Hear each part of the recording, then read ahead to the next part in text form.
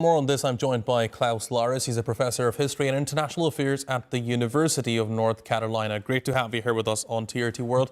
I mean, it's not hard to guess that this is an outrageous plan for President Zelensky and Ukrainians, because on the one hand, this plan is forcing Ukraine to cede its territory to Russia, and on the other, it is allowing the international community, including the United States, to recognize Donbass as part of Russia. Yeah, it's basically an old plan. You know, it first was launched in 2022 during the talks in Istanbul. These maximalist Russian demands were made, and they have been repeated throughout the last 3 years. And even in Alaska, when President Putin and President Trump met, that was what Putin wanted. And I think, you know, it is laudable, and one has to give credit to President Trump that he wants to end the war and see an end to the war. But of course, the conditions have been right, and the aggressor, Russia clearly is the aggressor, should not be awarded. So concessions should be made on both sides, and I can't see that Russia is making any concessions regarding that 28-point peace plan. You know, all the concessions seem to be made by Ukraine, or are expected to be made by Ukraine.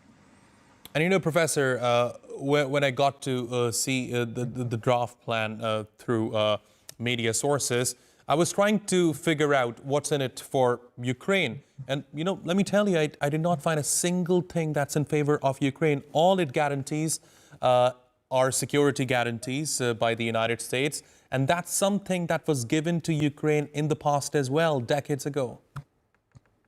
Absolutely. And these promises or security guarantees are very vague. We don't really know what they mean. Do they mean American troops which will go into Ukraine and help the Ukrainians?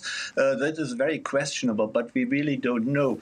No, there's really nothing in it for Ukraine except that the war would come to an end, that there would be a pretty immediate ceasefire. But of course, the question here also is that a ceasefire which Russia would use to recover, to rally its forces and then attack again in a few years' time. And there's another point one should observe. If President Zelensky is expected to cede territory, this would be highly unpopular among the Ukrainian population.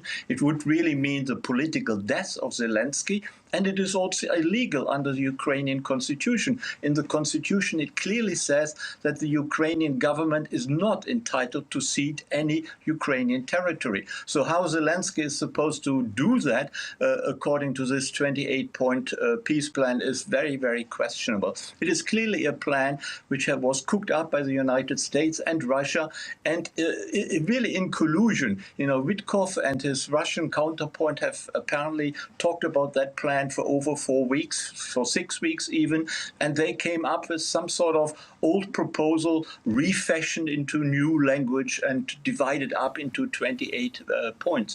And one of the big advantages for Russia is also that Russia would be admitted to the G8 again, and it would be reintegrated into the international economy, and there would be close cooperation between Russia and the United States regarding mining of rare earth material, and also in terms of AI. So these are all advantages Russia would obtain, and also, of course, partially the United States. Ukraine wouldn't benefit from all that at all. It even had to cede territory. It would have to give up any ambition to join NATO. It would have to give up its long-range missiles. It would have to halve, or at least cut down its army by 1/3. So all these sacrifices would have to be made by Ukraine. And at the end of these sacrifices, Ukraine would be pretty powerless. It would be really very vulnerable to another attack by Russia in a few years' time.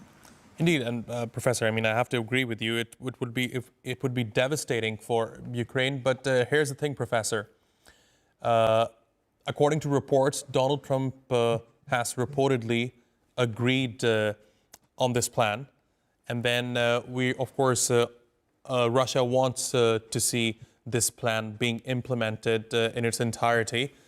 Then the only party, the only stakeholder that's not agreeing right now is, of course, Ukraine. But when you have two of the three main stakeholders agreeing to this plan. That, of course, leaves Zelensky on the side. So how does Zelensky come out of this without upsetting President Donald Trump? Well, first of all, he has said that that plan was very interesting and that he would carefully check it out. So he hasn't rejected it, or he hasn't really said that that was a stupid plan or something like that. He welcomed it officially, and he will talk to Donald Trump on the telephone in the next few days, I understand. So he has been careful not to humiliate Trump, not to reject anything. So he is open to discussion, but we can pretty know for sure what he will tell Trump in probably very polite words. And there's, of course, another actor which has been totally ignored, and that is the European Union and the European countries. In the meantime, Europe is actually the strongest military and financial backer of Ukraine. And they should not have been consulted, that they would not be expected to be at the table of any such negotiations if they were to take place, is also pretty outrageous. And the Europeans were dumbfounded by the plan. They didn't know about any talks which had been going on for the last few weeks, and they rejected it and were clearly upset about it and said they needed to be at the table, and of course Ukraine needed to be at the table. And one has to grant Trump also a little flexibility here. He did say, and Ruby I think also said, that that was a plan which was still in flux, so not a plan which was already clearly decided and completed, but a plan being in flux. And I guess it means that the United States knows that Ukraine and the Europeans will be very upset about that proposal, and that there is some flexibility in Washington to actually amend the plan and change it, and perhaps put pressure on Putin to also make some concessions. Right. Now, Professor, very quickly here, let me ask you this question. Now, as you pointed out, President Zelensky has welcomed this plan. He has not approved it yet. He has not rejected it either. He has welcomed the plan. So let's assume for a second here that President Zelensky approves this plan, despite the fact majority of the Ukrainian public does not want to cede any territory to Russia. What do you think it would mean for President Zelensky? I don't think he will do that. If he would, I think his, at the moment, domestically very weak position in Ukraine would be further weakened. We know about a corruption scandal which has been going on in Ukraine for the last few weeks, and that has led to much criticism of President Zelensky and of his chief of staff. There are calls for the resignation of his chief of staff, and some people even call for the resignation of Zelensky, which is unlikely, but still that these voices are being heard. That means Zelensky is in a weak position. So I don't think he can approve that plan. He will, of course, try to find a compromise with President Trump and indicate, he wants to talk and he's open to talks. But I can't think that he would turn around and say, I'm in agreement, I will sign this plan. And it's meant to be a framework plan, so it's not the final plan. Trump wants Zelensky actually to sign that framework plan next week already, and to conclude the whole peace deal before the end of the end of the year, actually. And I think that is highly unlikely. Fascinating insights, Professor Klaus Larres. Thanks very much for joining me here on TRT World. Appreciate your taking out the time. You're more than welcome.